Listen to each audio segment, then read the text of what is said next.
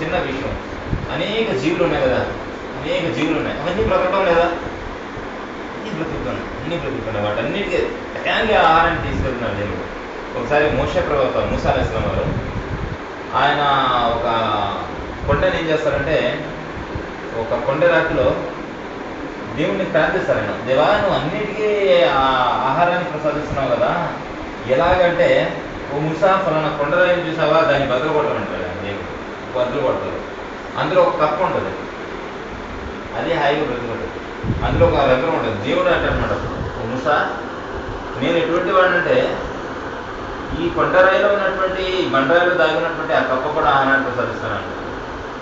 అయితే ఆయన ఒకసారి ఏమంటారంటే, దేవా నీ కారుణ్యం నేను చూడాలనుకుంటున్నాను అంటాడు.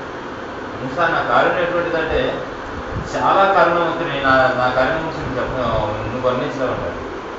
అప్పుడు ఒక శ్మశానం దగ్గర పడమంటారు ఆయన. ఆ శ్మశానం దగ్గరికి వెళ్తే అక్కడ నిల్చొని ఉండి మూసా అంటారు. అంటే మోసేవారిని అంటారు దేవుడు మాట్లాడగలుగుతా మోసేవారితో నిల్చోమంటారు. అక్కడ ఆయన పక్కన నిలబడి ఉంటారు. ఆయన కొంతమంది వచ్చేసి ఏంటంటే, ఒక స్త్రీ చనిపోతే ఖననం చేస్తే ఇంతలో మరో వ్యక్తి వస్తాడు. వచ్చేసి ఆ ఖననం చేసినటువంటి ఆ శవాన్ని తీసి దాంతో వ్యభిచారం చేస్తాడు. మూసా కోపం వచ్చేస్తుంది. ప్రవక్త కదా, ఈయన చాలా కోపిష్టం, ఇంకా కోపం వచ్చేస్తుంది. తిరిగి పూర్తి చేసి వెళ్ళిపోతారు అవి. అప్పుడు అంటాడు దేవుడు, మూసా నేను వీడిని కూడా పోషిస్తున్నాను మూసా అంటే. దేవుడు కదా, ఆయన కూడా ప్రపంచంలో గుర్తిస్తున్నాను మూసా. ఎందుకంటే ప్రపంచంలో ఎవ్వరికి కూడా నేను ఎటువంటి లోటు రానివ్వను. పుట్టించినాడు నారేసినాడు నీరేయడానికి ఒక నాయకుడు చూశారు.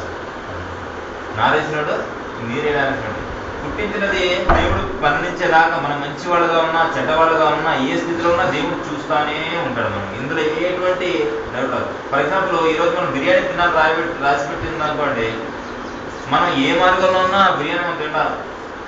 మంచివాళ్ళుగా ఉన్నా చెడ్డవాళ్ళుగా ఉన్నా ఎలా ఉన్నా సరే.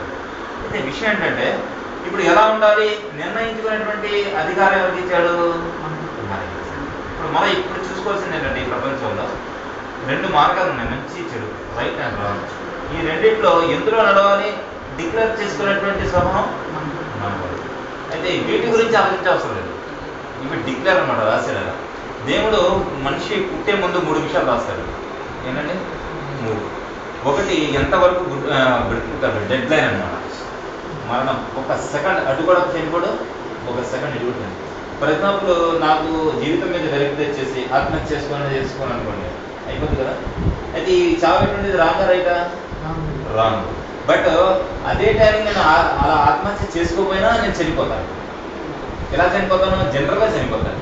కనుక ఇలా చేసుకోవడం వల్ల నేనేమైపోయాను, రాంగ్ రూట్లో వెళ్ళిపోయాను. అయితే చావు ఒకటి డెడ్ లైన్ రాశాడు దేవుడు. రెండేం చేశాడంటే, ఏం తింటాడు మనిషి ఎప్పుడు నుంచి, మనిషి ప్రపంచంలో వచ్చినటువంటి తల్లి పాల చుక్కల దగ్గర నుంచి చనిపోయే వరకు చివరి మరణం యొక్క ముందు కూడా మొత్తం రాశాడు. అది డిక్లరేషన్. మనకు చూడండి, ఒకసారి ఇంట్లో మంచి ఆహారం తయారు చేయబడి ఉంటుంది, అనుకోకుండా బయటికి వెళ్ళిపోతాం. అక్కడ ఏదో ఈడు దొరకవు, అక్కడ ఈ బజ్జీలో గారిలో తినేసి ఒక్కోసారి అన్ఎక్స్పెక్టెడ్గా ఒక సైడ్ వెళ్ళిపోతాం. అనుకోకుండా అక్కడ ఏదో ఫంక్షన్ ఉంటుంది, ఏదో పార్టీ ఉంటుంది, అక్కడ చేస్తాం అనుకోకుండా అన్ఎక్స్పెక్టెడ్. అంటే మన యొక్క జీవితంలో యొక్క భాగం రాయబడి ఉన్నాము కనుక మనం మృత్యు గురించి ఆలోచించవసరం లేదు, అది వచ్చేస్తుంది తప్పనిసరిగా. అది అటుగానే ఇటుగానే జరగదు. ఆహారం గురించి ఆలోచించవసరం లేదు. అలాగే ఈ ధన సంపదల గురించి కూడా దేవుడు రాసిపెట్టి ఉంది. ధన సంపదల గురించి కూడా రాశాడు దేవుడు, మనిషి ఎంత సంపాదిస్తాడంటే. అందుకని చూడండి, కొంతమంది పిచ్చోళ్ళు, వాళ్ళకి ఏమీ తెలియదు, అయినా బట్టి కోటేశ్వరులుగా ఉన్నారు.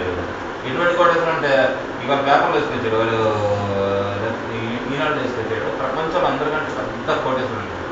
జనరల్ చూడడానికి ఏమీ లేదు, పిచ్చోళ్ళు అంటే. ఆ స్థితి అంటే దేవుడు కలగ చేశాడు అంతే. కొంతమంది ఉన్నారు బాగా చదువుకున్న వాళ్ళు, ఇంత చదువుకున్నారంటే చాలా బాగా చదువుకునేటువంటి వాళ్ళు ఈరోజు కప్పులు ఎత్తుకుంటున్నారు. చాలామంది చూస్తున్నారు. వాళ్ళతో వెళ్ళి మేము కోటేశ్వరులు తెలిసినప్పుడు ఏంటంటే, మీ స్టడీస్ ఏంటంటే ఒక ఎంటెక్ అంటాడు, బీటెక్ అంటాడు. ఏంటంటే దీంట్లో ఉన్నాయంటే అంటే అంతే సార్ అంటాడు. ఇదంతా ఏంటి, జగన్ నాటకం అంతే అంతే. ఇదంతా కూడా దేవుడు రాశాడు అనమాట, అది ఎలా జరగాలి ఎంత. అయితే డిసైడింగ్ మాత్రం మనకి ఇచ్చాడు, మంచి కావాలా చెడు కావాలా ప్రతి మార్గం. ఫర్ ఎగ్జాంపుల్ ఒక వ్యక్తి నేను రిక్షా తొక్కుంటున్నాను అనుకోండి, సంతృప్తిగా జీవితం గడపచ్చు, వెరీ హ్యాపీగా, పర్వాలేదు. మీ ఇందులో నాకు బ్యాడ్ ఏం కాదు, ఇది పర్వాలేదు, హాయిగా జీవితం గడపచ్చు. అయితే నన్ను నా కుటుంబం గురించి, నా యొక్క ప్రదేశం గురించి అడుగుతాడు. ఫర్ ఎగ్జాంపుల్ నేను మినిస్టర్గా ఉన్నాను అనుకోండి, అప్పుడు దేవుడు వీళ్ళందరి గురించి అని అడుగుతాడు, దేశం గురించి అడుగుతాడు. అంటే దేవుడు మనల్ని ప్రశ్నిస్తాడు కనుక మనం ఉన్నటువంటి స్థితిలోనే మనం सुबह हमारे वाले सुना कुरान का तेलावत, कुरान है तेलुगु कुरान है।